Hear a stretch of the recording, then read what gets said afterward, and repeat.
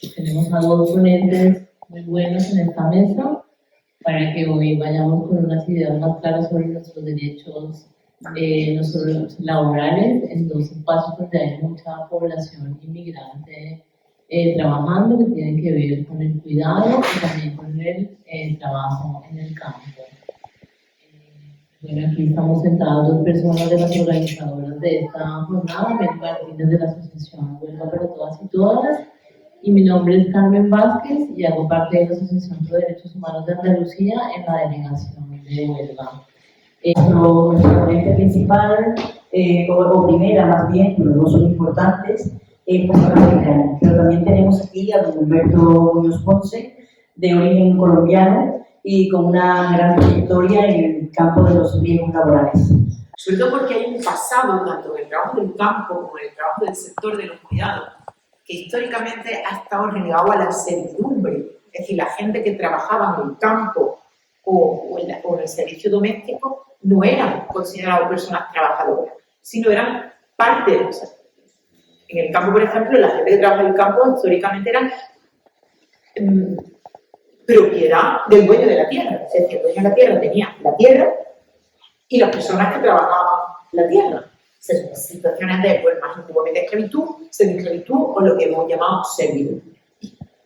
Con el paso del tiempo, la democracia, el capitalismo y estas cosas se convierten en relaciones de trabajo.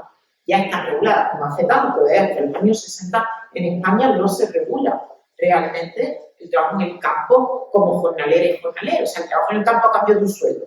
No el trabajo en el campo en tu cachito de tierra, luego el trabajo en el campo a otro, al dueño de la tierra.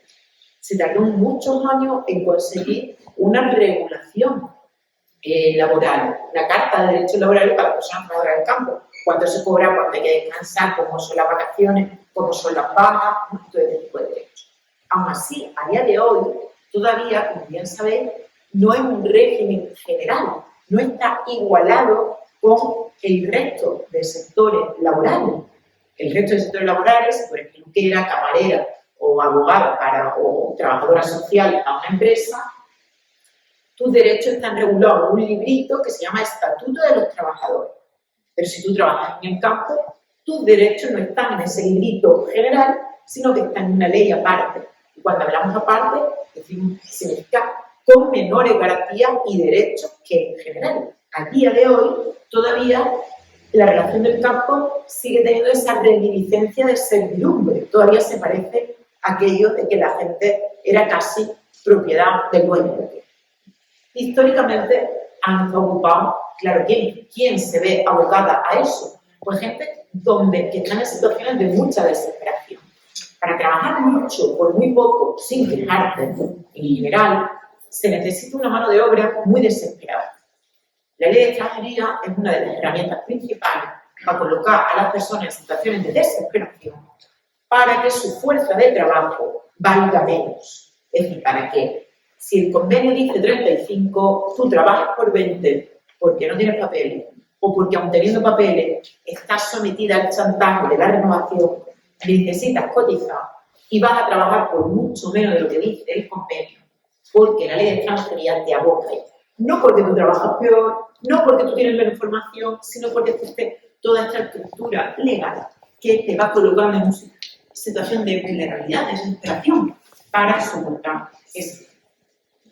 El sector del campo, igualmente, es otro de estos sectores que históricamente o se ha hecho gratis por amor, ¿no? En las familias, pues las mujeres hacen un trabajo de cuidado por amor a la familia, o en la familia rica ese trabajo se ha comprado por muy poco dinero, casi por comida y cama. No sé si aquí en España se dice todavía la criada.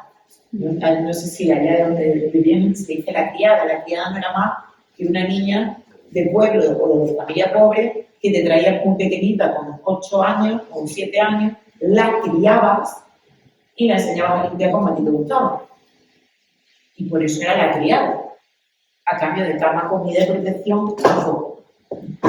Esas relaciones de servidumbre siguen presentes, lamentablemente, a día de hoy en el régimen de las empleadas de hogar.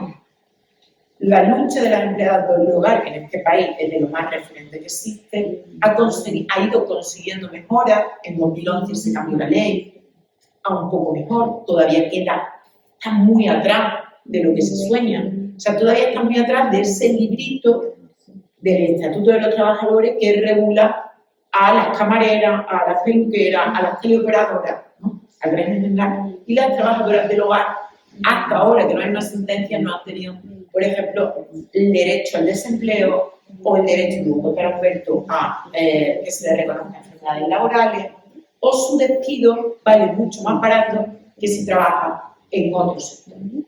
Dice esa ley que es muy perversa, la ley que regula las relaciones de las trabajadoras del hogar, dice que es que como hay una relación de especial confianza entre como es casi de la familia, viene a decir la exposición de motivos de la ley, por eso se regula de una manera diferente. Pero esa diferencia es menos derecho para las trabajadoras. Casualmente, tanto el trabajo del campo como el trabajo de los cuidados son importantísimos para la economía del país, de Europa y del mundo. Sin trabajadoras del hogar que están cuidando a las personas enfermas o a los niños, otras mujeres como yo no podemos salir a trabajar a la calle. No pueden venir a esta facultad a dar clase. Casi que si consiguiéramos mañana hacer esa huelga de trabajadoras del hogar, el mundo caería, porque posiblemente no habría médicas o médicos en la UCI trabajando, no habría, de repente, no habría transporte, camiones, porque estaría fallando toda la base sobre la que se construye el resto de la economía. Es lo que llamamos un trabajo esencial. ¿Qué paradoja es? Los trabajos que peor se pagan, que menos derechos se tienen, donde se ven abocadas las personas con menor capacidad de elección, son los esenciales. Porque posiblemente, y el campo igual. O sea, si mañana el campo se para, directamente morimos de hambre. En fin, no hay más. Si no hay comida de la tierra, tendríamos grave problema una vez que agotáramos la reserva, porque no se puede vivir de barritas energéticas. Las barritas energéticas también salen de la tierra y de lo que se alimentan los animales también. El trabajo del campo es tan básico como el alimento. Sin embargo, si cayera mañana, si una huelga del campo sería desastrosa. Imagínense una huelga en el campo en Huelva. Y con un día nada más tocaría el resto de la cadena económica. Sin embargo, es de los que peor se pagan. ¿Por qué? Yo muchas veces pienso, ustedes me dirán ahora, que es que si se pagara de verdad el precio del valor social que aportan esos trabajos, casi que no podría existir este modelo económico. O sea, no podría existir gente tan rica, tanta concentración de riqueza en pocas manos, si esos sectores que sostienen la economía fueran pagados al precio del valor real que tienen. No sé si esta idea es mía propia, no es, se pueden estar de acuerdo. Al final, si estamos pagando más barato la hora de cuidado de un bebé que la hora de arreglar del pelo en una peluquería o arreglar un coche en un...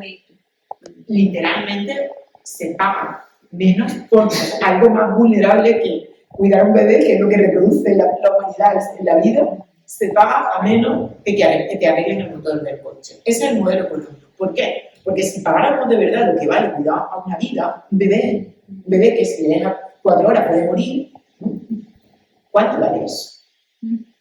Quizá entonces no podríamos haber otra riqueza en otras partes. Habría que redistribuir, habría que repartir.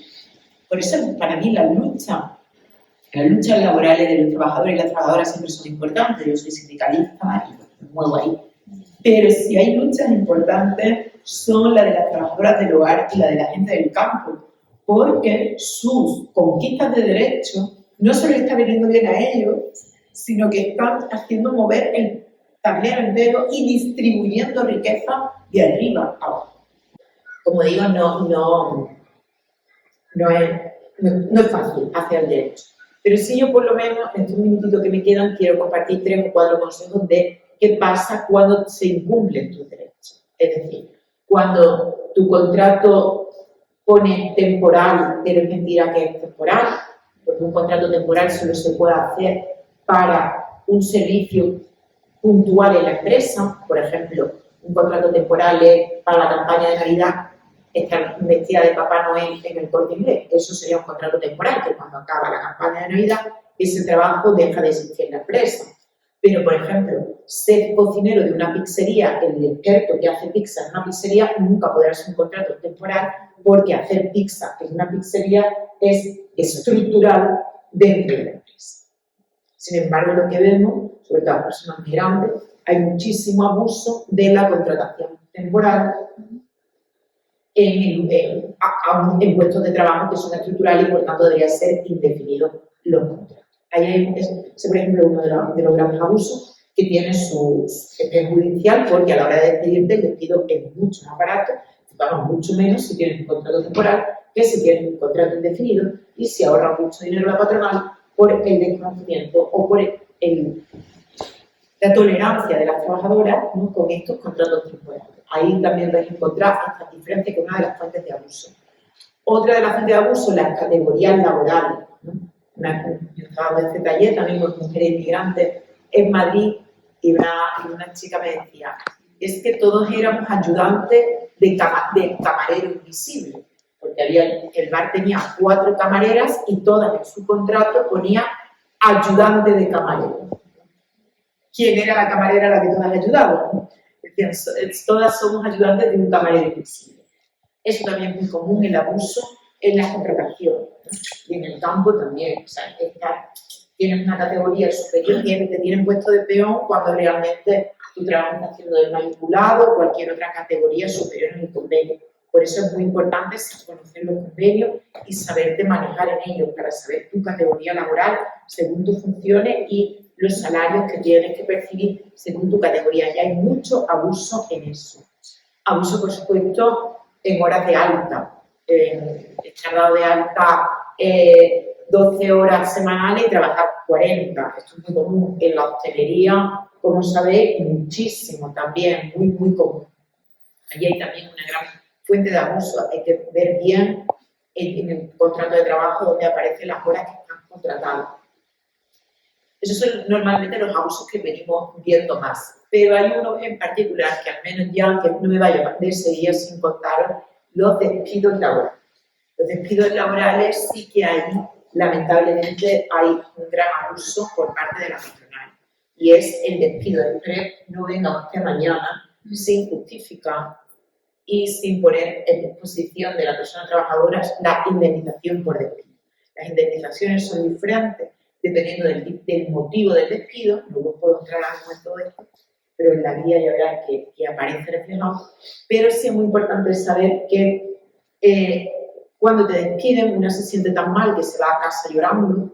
En algunos sectores laborales, como el servicio doméstico, donde no existe el derecho al desempleo, o para las personas sin estatus migratorio, sin permiso de residencia y trabajo, el despido no es solo la pérdida del trabajo, es la pérdida de cualquier recurso para sostener la vida, porque si no tienes derecho al desempleo, directamente en la pérdida del trabajo es la pérdida de todo, de poder comprar comida, del techo. Entonces, cuando una persona es despedida, muchas veces se va a casa llorando, lo pasa fatal, porque además lo vimos dando una cartita que dice que la culpa es tuya, ¿no? Se inventan un montón, no sé si os habrá pasado, pero hay gente, un montón de motivos de despido, te hacen lo que se llama un despido disciplinario, es decir, te despedimos porque usted no ha cumplido, no ha llegado al objetivo, o se ha sentado de su puesto de trabajo.